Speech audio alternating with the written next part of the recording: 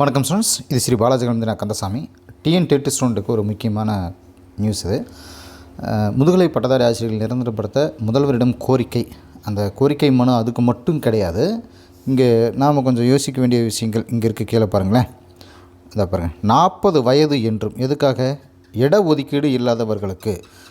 ஆசிரியர்களின் வயதை இடஒதுக்கீடு இல்லாதவர்களுக்கு 40 வயது என்றும் இடஒதுக்கீடு உள்ளவர்களுக்கு 45 வயது என்றும் நிர்ணயம் செய்து வெளியிடப்பட்ட அரசாணையை உடனடியாக திரும்ப பெற வேண்டும். அப்படிங்கிறதும் அரசு மேல்நிலைப் பள்ளிகளில் காலியாக உள்ள முதுகலை பட்டதாரி ஆசிரியர்கள் பணியிடங்களை நிரப்ப ஆசிரியர் தேர்வு வாரியம் மூலம் போட்டித் தேர்வை விரைந்து நடத்த நடவடிக்கை எடுக்க வேண்டும். முதுகலை பட்டதாரி ஆசிரியர்கள் பணியும் உயர்நிலைப் பள்ளி தலைமை ஆசிரியர் பணியும் ஒரே நிலையில் இருப்பதால் முதுகலை பட்டதாரி ஆசிரியர்களின் பணி மூப்பு உடையவர்களை மாவட்ட கல்வி அலுவலராக பதவி உயர்வு பட்டியலில் சேர்க்க வேண்டும் என தெரிவிக்கப்பட்டுள்ளது. எதில் அப்படின்னா, முதலமைச்சர் எடப்பாடி பழனிசாமி அவர்கள் தேர்தல் கேன்வாஸ்க்காக வந்திருக்காரு. அதில் இந்த நாமக்கல் மாவட்டத்தில் இருக்கக்கூடிய இந்த ஏரியாவில் கேன்வாஸ் பண்ணிகிட்ருக்கப்போ, அதாவது திருச்செங்கோடு நாமக்கல் போகக்கூடிய வழியில் மாணிக்கம்பாளையம் என்ற பகுதியில் திரளாக கூடியிருந்த மக்களிடத்தில் மனுக்களை பெற்றார். இந்த இடத்துல தான் நம்ம ஆசிரியர் ஒருவர் கொடுத்துருக்காரு. நேரடி நியமனம் பெற்ற முதுகலை பட்டதாரி ஆசிரியர்கள் சங்கத்தின் மாநில தலைவர் ஆர் ராமு அவர்கள் நிர்வாகிகள் முதல்வரிடம் தங்களுடைய கோரிக்கை மனுக்களை நேரடியாக வழங்கினார். அந்த மனுவில் கூறியுள்ளதாவது தான் இந்த மெசேஜ் எல்லாம். ஏற்கனவே 7.5% இடஒதுக்கீடு கொடுத்தவங்களுக்கு நன்றி தெரிவித்து, அதே சமயத்தில் அது 10% உயர்த்தி 2.5% ஸ்டூடெண்ட்ஸ் அரசு உதவி பெறக்கூடிய பள்ளிகளில் படிக்கக்கூடிய மாணவர்களுக்கு வழங்கினால் அவர்களும் பயனடைவார் அப்படிங்கிற கோரிக்கையும் அதில் வச்சுருந்துருக்காங்க.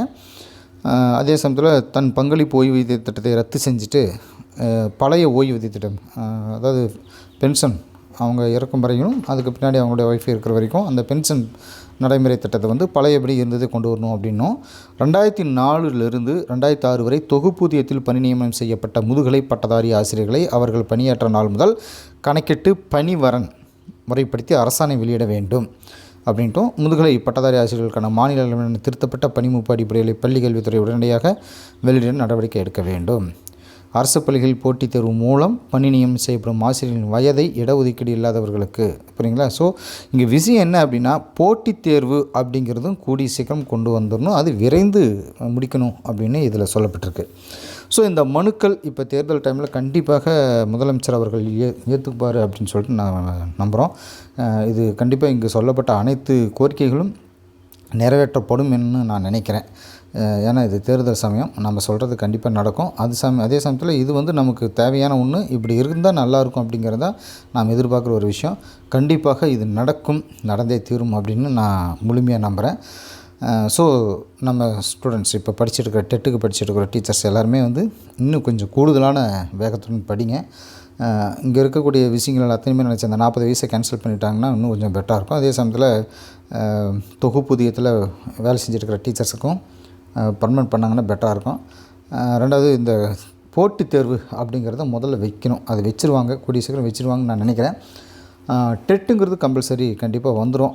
ஒரு வேளை டெட்டு முன்னாடி வரலாம், இல்லை போட்டித் தேர்வு பின்னாடி கூட வரலாம்.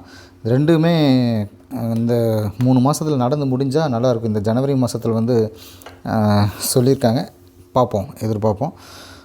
நிச்சயம் இது எத்தனையுமே நடந்தால் ரொம்ப ரொம்ப நல்லாயிருக்கும். நடக்கணும் அப்படின்னு கடவுளை பிரார்த்தனை பண்ணுவோம். Thank you students. அடுத்த ஒரு வீடியோவில் நான் உங்களை சந்திக்கிறேன்.